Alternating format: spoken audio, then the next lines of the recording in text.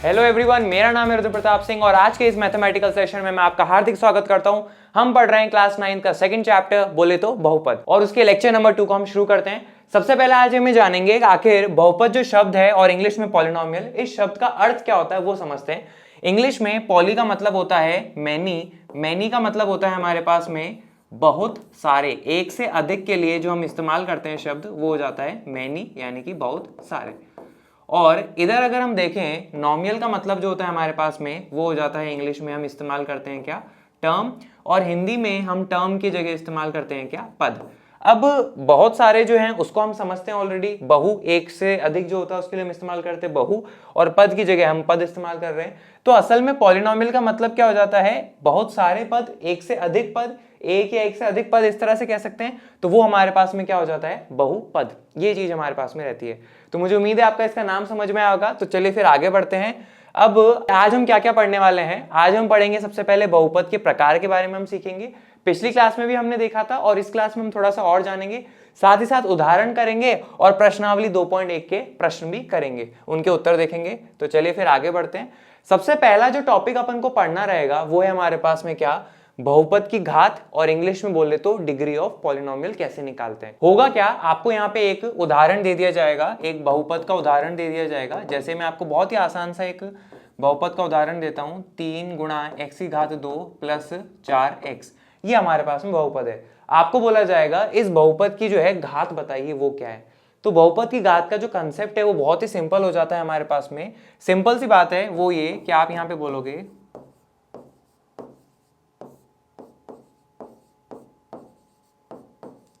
बहुपद की घात बराबर, आप यहां पे कहोगे एक बहुपद में चर की अधिकतम घात को, चर की जो अधिकतम घात होती है उसको हम बहुपद की घात कहते हैं। जैसे यहाँ पे x की घात हमारे पास में 2 है, यहाँ पे x की घात कुछ दिख नहीं रहा तो x की घात 1 हो जाती है। तो चर की अधिकतम घात देखिए आप, तो बाकी सब छोड़िए, चर की जो अधिकतम घात है वो हमारे पास में इस बहुपद में 2 है, तो इस बहुपद की जो घात है वो हमारे पास में क्या कहलाएगी, 2 कहलाएगी। ये सिंपल सा उदाहरण हो जाता है। एक और एग्जाम्पल मैं लेता हूं, जैसे अगर मैं आपके सामने कहूं -4u की घात 3 प्लस 6u की घात 2 प्लस 7u प्लस 9, ये हो जाता है हमारे पास में। आपको बोला जाएगा इस बहुपद की घात बताइए। तो यहाँ पे हम लिखेंगे कि भाई बहुपद की घात जो है वो क्या होती है। अभी अभी हमने पढ़ा कि चर की जो अधिकतम घात है वो बहुपद की घात है। तो यहाँ पर जो चर है, ये बहुपद जो है u चर के अंदर है, इस यहाँ पे जो चर है u उसकी घात है 3, यहाँ पे जो चर है u उसकी घात है 2, यहाँ पे जो चर है u उसकी घात है 1। यहाँ पे हमें कोई चर दिख नहीं रहा लेकिन हम इस चीज को समझते हैं कि यहाँ कुछ नहीं लिखा, इसका मतलब ये कि u की घात 0, इस तरह से रहता है। आप तो ये देखिए कि भाई सबसे बड़ी घात क्या है चर की, वो उस बहुपद की घात कहलाएगी, और यहाँ पे क्या है वो 3। इस तरह से हमारे पास में इसका उदाहरण हो जाता है। एक फाइनल उदाहरण हम ले लेते हैं फिर आगे बढ़ेंगे। 10 x की घात 5 प्लस 4 x की घात 4 माइनस √3 x की घात 2 प्लस 6, ये हो जाता है हमारे पास में। यहाँ पे आपसे कहा जाएगा कि बहुपद की घात बताइए, तो बहुत ही आसान हो जाएगा। अब आप बोलोगे सर यहाँ पे जो हमारे पास चर है उसकी सबसे बड़ी घात यहाँ पे 5 है, यहाँ पे 4 है, यहाँ पे x की घात 2 है, 6 के साथ हमें कोई x नहीं दिख रहा लेकिन वहाँ पे x की घात 0 हो जाएगी, हमें ये चीज पता है। तो बहुपद की घात क्या होती है, चर की सबसे अधिकतम घात क्या है। तो चर की यहाँ पे अधिकतम घात जो है हमारे पास में 5 है, तो वही हमारे पास में क्या हो जाएगा, बहुपद की घात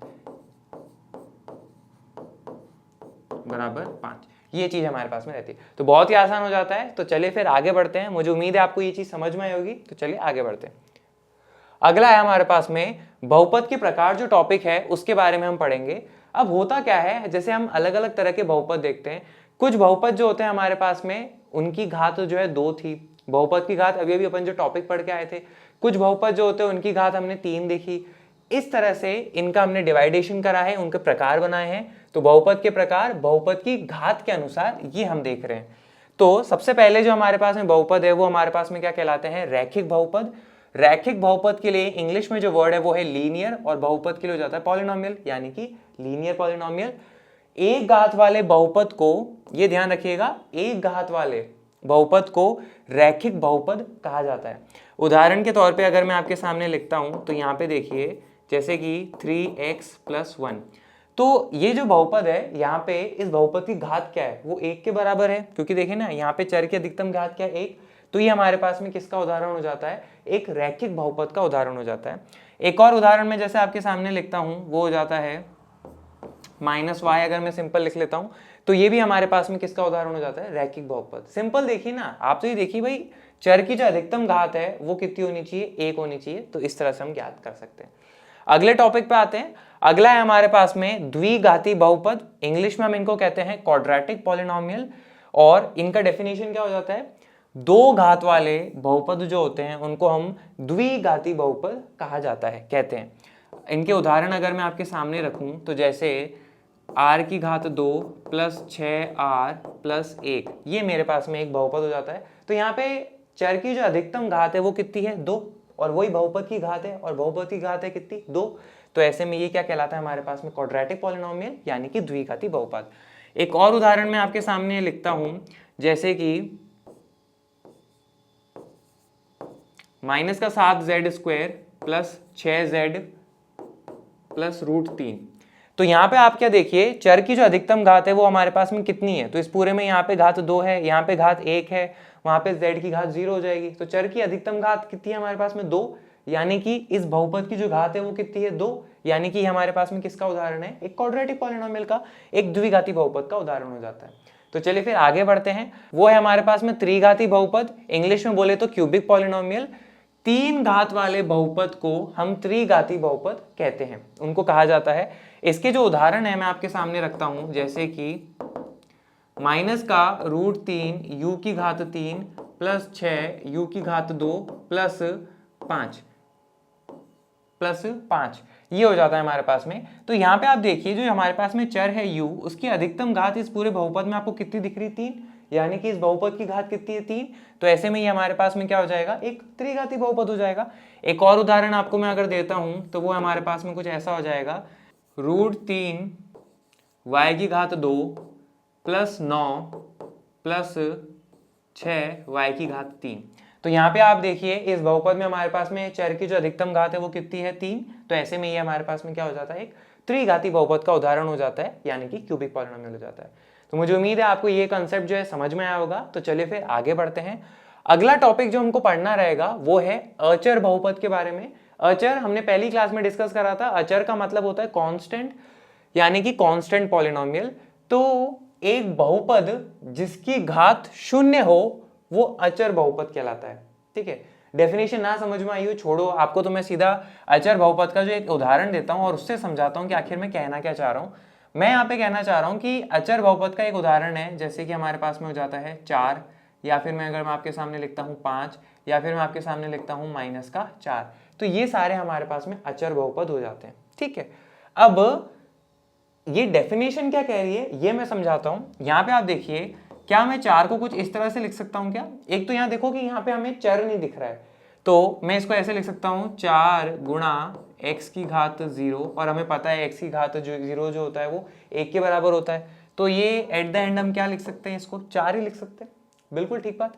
अब यहाँ पे आप इसको जरा ऑब्जर्व करिए, अगर ये मेरे पास में लिखा हो 4x की घात 0, तो यहाँ पे जो चर की अधिकतम घात है वो हमारे पास में कितनी है, 0, यानी कि इस बहुपद की जो घात है हमारे पास में कितनी है, 0।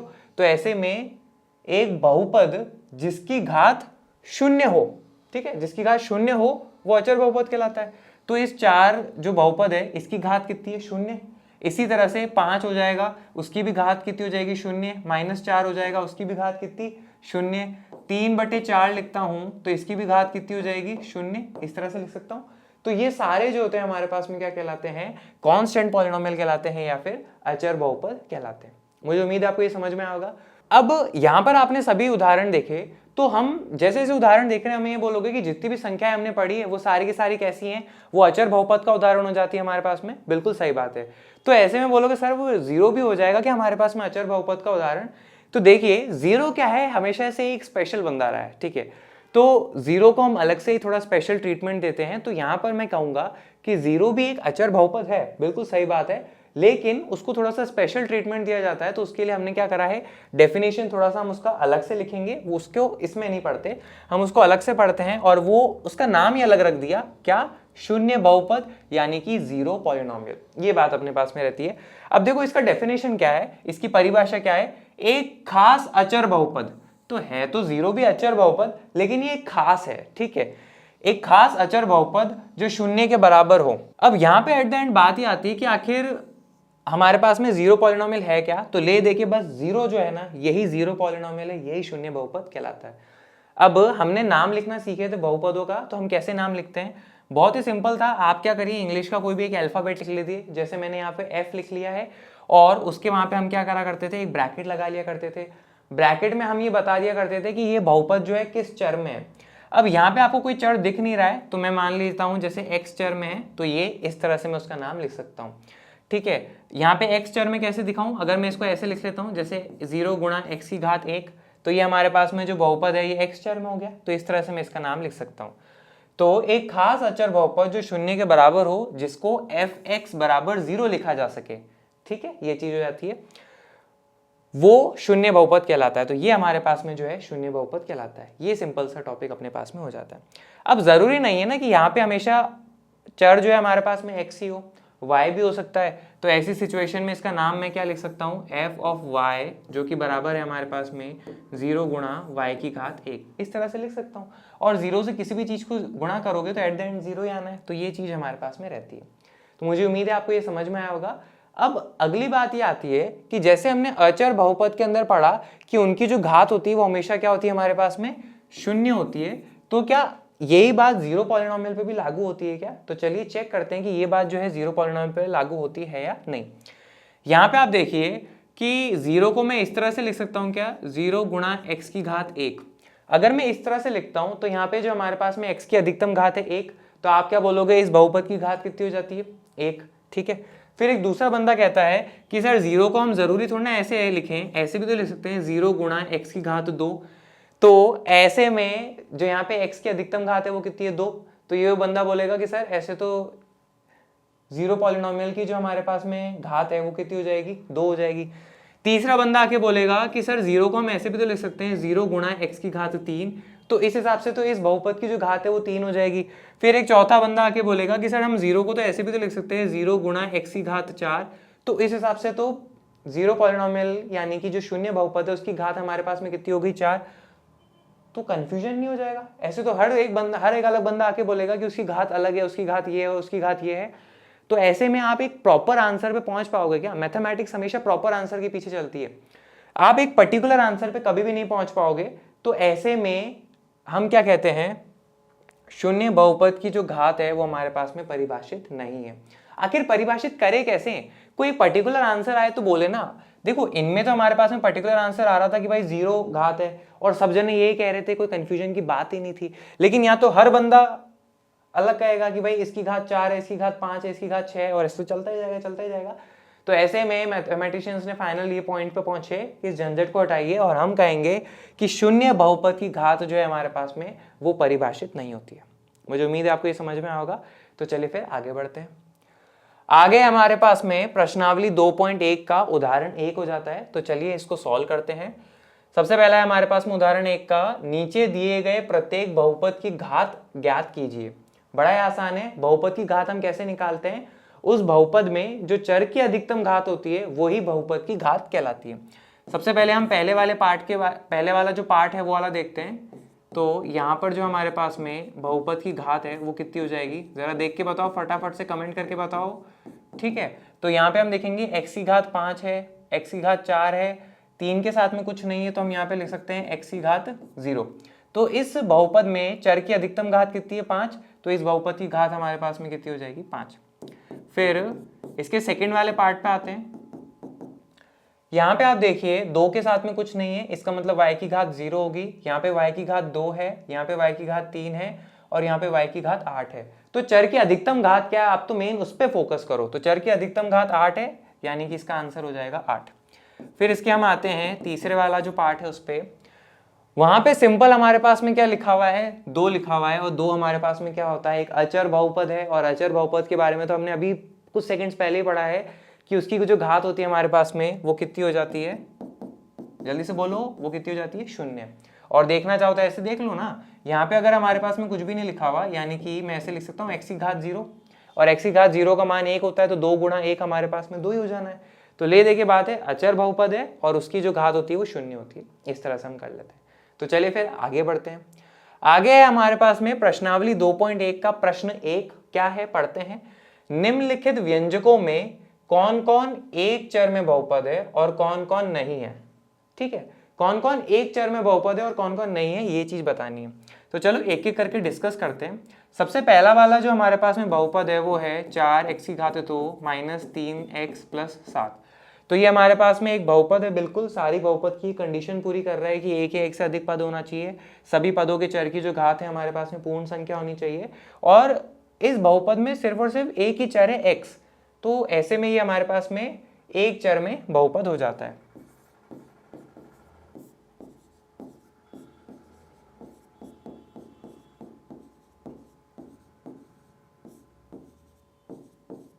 ये चीज हम इसके लिए कह सकते हैं। दूसरे वाले पार्ट पे आते हैं, वो हमारे पास में क्या है, y की घात 2 प्लस √2। तो सबसे पहले देखिए ये बहुपद है क्या हमारे पास में। आप यहाँ पे बोलोगे सर एक या एक से अधिक पद होने चाहिए, तो यहाँ पे 2 पद है और सभी पदों के चर की घात जो है हमारे पास में क्या है, पूर्ण संख्या। यहाँ पे y की घात 2 है जो कि पूर्ण संख्या है, यहाँ पे y की घात 0 हो जाएगी, वो भी पूर्ण संख्या है। तो ऐसे में ये बहुपद तो है, और ये जो है एक चर में बहुपद है, तो ये वाली कंडीशन हम यहाँ पे कह सकते हैं कि ये हमारे पास में हो जाएगा। तीसरा वाला जो पार्ट है वो क्या लिखा है हमारे पास में, जरा गौर फरमाना, उस पर लिखा है 3 वर्गमूल t प्लस t वर्गमूल 2। ये हमारे पास में लिखा है। आप यहाँ पे जरा चेक करके देखिए कि ये हमारे पास में जो है एक बहुपद है या नहीं। सबसे पहले हम क्या देखेंगे, एक या एक से अधिक पद होने चाहिए। तो आप बोलोगे सर यहाँ पे हमें 2 पद दिख रहे हैं, एक तो ये हो जाता है प्लस का 3√t और दूसरा पद हो जाता है ये प्लस का t√2। ये हमारे पास में 2 पद है और सभी पदों के चर की घात पूर्ण संख्या होनी चाहिए। तो इस वाले पद में जो चर है t उसकी घात 1 है और वो पूर्ण संख्या है, तो ऐसे में कंडीशन पूरी हो रही है। लेकिन ये वाला जो पद है यहाँ पे है √t, ठीक है, वर्गमूल t। जरा देखना वर्गमूल t को मैं ऐसे लिख सकता हूँ क्या, 3 की जगह 3 लिखा और वर्गमूल t जो है वो हो जाएगा मेरे पास में क्या, 1/2 और आगे हमारे पास में t√2 है। तो ये वाला जो पद है उसमें जो चर है उसकी घात 1/2 है जो कि पूर्ण संख्या नहीं है, तो ऐसे में ये हमारे पास में बहुपद ही नहीं है। तो ले देखिए हम यहाँ पे बोलेंगे कि ये बहुपद नहीं है।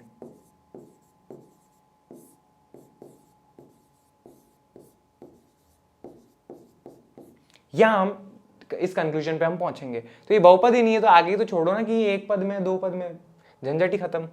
ये हो गया हमारे पास में। अब हम आते हैं इसके चौथे पार्ट पे। चौथा पार्ट है हमारे पास में क्या, y प्लस 2/y। अब जरा यहाँ पे देखिए, हम इसको ऐसे लिख सकते हैं क्या, y की जगह y, प्लस की जगह प्लस और 2 की जगह हमने लिखा 2। यहाँ पे y की घात हमारे पास में 1 है जो कि हर में है, डिनोमिनेटर में। इसको जब हम न्यूमरेटर में लेके आएंगे तो ऐसे में क्या होगा, साइन जो है वो चेंज हो जाता है। तो हमारे पास में क्या हो जाता है, यहाँ पे प्लस का 1 है तो ये हो जाएगा माइनस का 1। ये चीज रहती है। ये वाला नियम हमने पढ़ा था ना, आपको ध्यान होगा, a की घात n वो बराबर होता है 1/a की घात -n। ये चीज हमारे पास में रहती है, इसका इस्तेमाल कर लिया। तो अब ये देखिए सबसे पहले तो कि ये हमारे पास में बहुपद है या नहीं। एक या एक से अधिक पद होना चाहिए, तो यहाँ पे हमारे पास में 2 पद हैं, ये हमें दिख रहे हैं, और सभी पदों के चर की घात पूर्ण संख्या होनी चाहिए। तो इस वाले पद के चर की घात 1 है जो कि पूर्ण संख्या है, इस वाले पद की जो चर की घात है वो क्या है, -1 है जो कि पूर्ण संख्या नहीं है। तो ऐसे में ये हमारे पास में बहुपद नहीं है।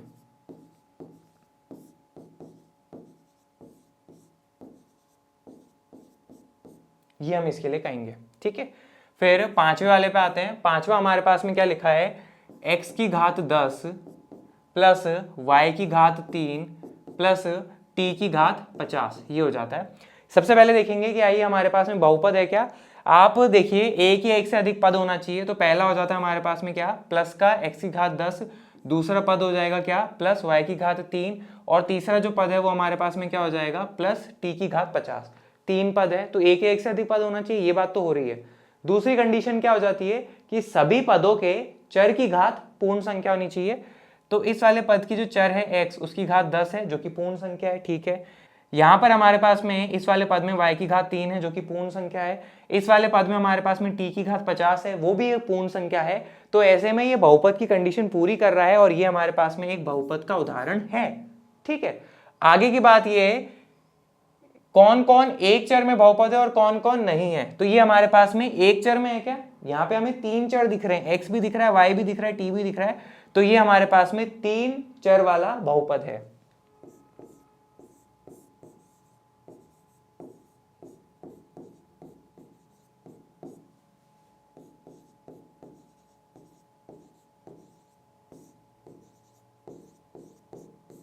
ये चीज हमारे पास में रहती है। तो ऐसे में आपको क्वेश्चन कभी कभी कंफ्यूज भी कर सकता है। इस तरह का देखिए, आपको यहाँ पे कन्वर्ट करके देखना रहेगा कि भाई हमारे पास में बहुपद है या नहीं। ये तो बात की बात है ना कि वो एक चर में या 2 चर में या 3 चर में, पहले ये तो देखो कि वो बहुपद है या नहीं। इस तरह से हमें चेक करना रहेगा। तो इसका प्रश्न 1 हो जाता है। अब हम आगे आते हैं प्रश्न 2 पे। वो है हमारे पास में क्या, निम्नलिखित में से प्रत्येक में एक्स स्क्वायर का गुणांक लिखिए। बहुत ही आसान है, हमने इसको सीखा था। तो सबसे पहले हम पहले वाले पार्ट का देखते हैं, एक्स स्क्वायर का गुणांक। ठीक है, इस पहले वाले पार्ट में आप देखिए कि भाई एक्स स्क्वायर के साथ में हमारे पास में जो संख्या लिखी होती है वो उसका गुणांक हो जाता है। तो एक्स स्क्वायर के साथ में सिंपल प्लस लिखा हुआ है और कुछ नहीं लिखा हुआ। तो जब कुछ नहीं लिखा होता तो वहां पे हमारे पास में लिखा होगा क्या, 1। ये चीज हमारे पास में रहती है। तो यहाँ पे 1 ले लेते हैं। तो एक्स स्क्वायर के साथ में जो हमारे पास में संख्या है वो क्या है, +1। तो ये क्या हो जाता है, यहाँ पे हमारे पास में एक्स स्क्वायर का गुणांक हो जाता है। सेकेंड वाले पार्ट पे आके देखिए जरा, वो है हमारे पास में 2 - एक्स स्क्वायर प्लस एक्स की घात 3। तो यहाँ पे आपसे एक्स स्क्वायर का गुणांक पूछा है। तो एक्स स्क्वायर के साथ में आपको कोई भी संख्या नहीं दिख रही है यहाँ पे। तो जब हमें कोई भी संख्या नहीं दिख रही होती तो वहां पे हम क्या ले लेते हैं, 1 इंटू, और एक्स स्क्वायर का जो गुणांक है वो मैं यहाँ पे क्या लिख लूंगा। आप जरा गौर से फटाफट बोलो क्या हो जाएगा एक्स स्क्वायर का गुणांक। आप बोलोगे सर 1, और जैसे ही जिसने बोला 1 उसका आंसर हो गया गलत।